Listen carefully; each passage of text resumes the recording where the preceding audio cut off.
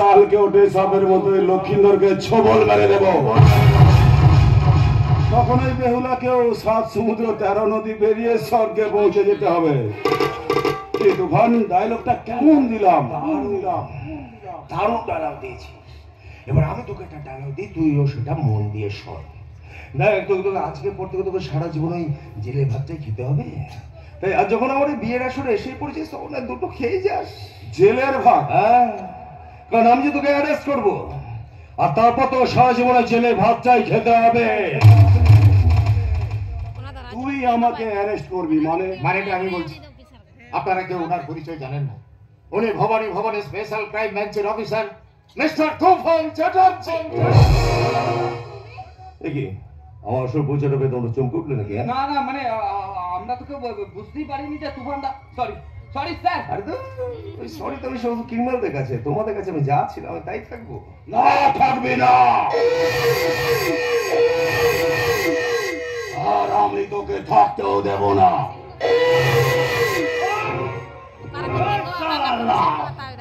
ভেবেছিলাম আজকের দিনে মানে শুভ দিনে আমি কোনো কাদা কাটবো না, কিন্তু স্যার তোর জন্য আমাকে সেই কাদাটা কাটতেই হলো। আমাকে অনেকদিন আগে থেকে না উপর থেকে অর্ডার দিয়ে দিয়েছিল তোকে অ্যারেস্ট করার জন্য। না না না না, আমি তোকে অ্যারেস্ট করিনি, কারণ আমি তোর সাথে হাত মিলিয়ে আমি তোর অন্ধমলে ঢুকে গিয়ে তোর আমি ঠিক করছি, কোষ্ঠী বার করেছি। আমার আসল পরিচয়টা না ধানকার বসে কেউ বলতে জানতো না। এবার বল তোর ভাই ওই সতর্কে কেন তুই খুন করেছিলিস?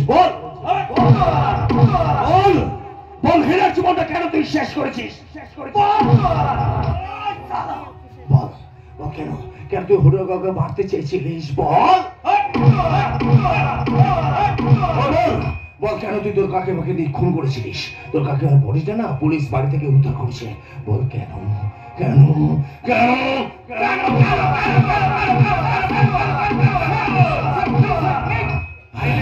আইন নিজের হাতে তুলে নেবেন না, ওকে গ্রেফতার করার পারমিশনটা বল।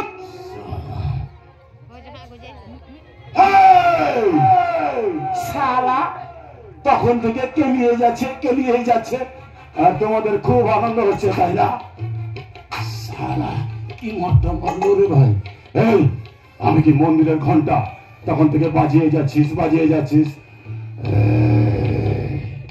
সারা আমি জেলে গিয়ে বসে মরবো আর তুই এখানে নতুন টপকা বউলে ভর্তি করবি?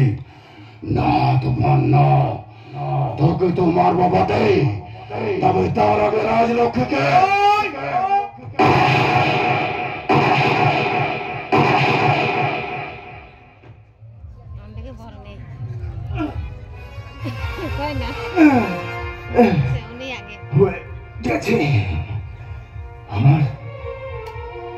আমার কিছু করার নেই অফিসার, কিছু করার নেই।